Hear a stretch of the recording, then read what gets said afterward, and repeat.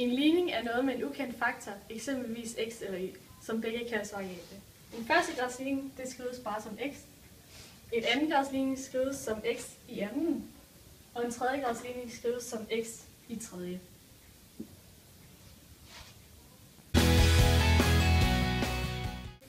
Vi vil gerne fortælle jer om andengradsligninger, men inden at vi går helt amok på dem, så vil jeg lige først forklare, hvordan en førstegradsligning fungerer. Og den førstegradsligning, det er selvfølgelig med helt uden potenser. Jeg har skrevet en ligning op her, fordi formen for førstegradsligning den står heroppe, og så har jeg skrevet en tilfældig ligning ned her. Og det gør vi ved, at vi først samler x'ene på begge sider. Og så får vi 5x her, og så rykker vi 3x herover, hvilket så bliver til minus, som er minus 3x. Og så har vi på den anden side, der har vi et 1-tal. Og så skal vi have rykket minus 7-tallet herop, som så bliver til plus 7. Så kan vi så regne ud, at så får vi så i alt 8. Får vi så i alt 2x. Og vi får 8. Nu har vi så 2x'er.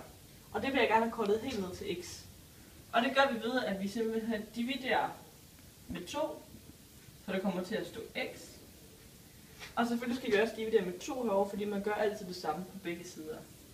Det vil så sige 2 her. Og det giver så i alt 4. Så ligningen er 4, og x er lig med 4.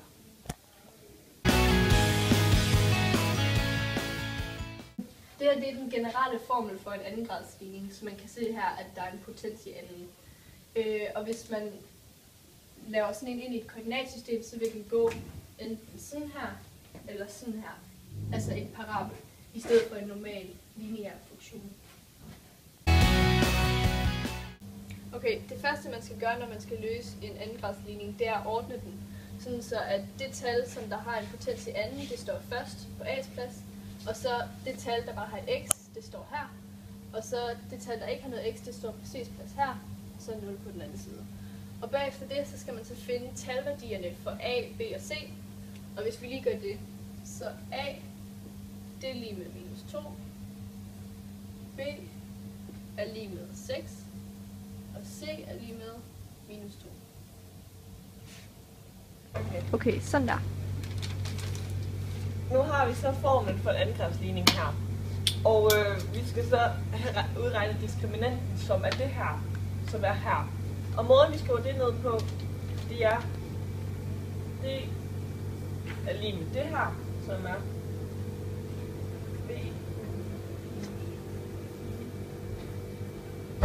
minus 4ac. Og så kan vi så begynde at lægge tallene ind her. Vi siger, at det er lige med vores B, som er 6. I anden minus 4 gange vores A, som er minus 2. Og så vores C, som er også er minus 2. Og det kan vi så i alt sige, at det giver på en hurtig hovedregning, ja det er så 20. Yes. Nu har vi så fundet vores diskriminant, som i alt blev 20. Nu kan vi så begynde at sætte det hele ind i en formel. Vores formel den kommer til at lyde sådan her. Bemærk, at det både skriver plus og minus her i andengradsligning, fordi man skal gøre begge dele. Minus vores diskriminant, som blev 20. Efterfølgende så kan vi så regne det ud, og det bliver så i den første, der kan det så til 10,47, fordi vi nemlig plusser det, hvor vi så skal dividere med minus 4, som er vores A. Og det giver så 2,62.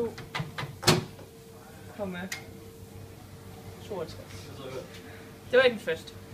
Efterfølgende skal vi ved andengradsligningen, der fik vi først det her resultat. Nu skal vi så gøre det præcis på samme måde, bare hvor vi minuser i stedet for plusser, som vi gjorde her. Det gør vi ved, at vi skriver det op på stort set samme måde. Så minuser vi her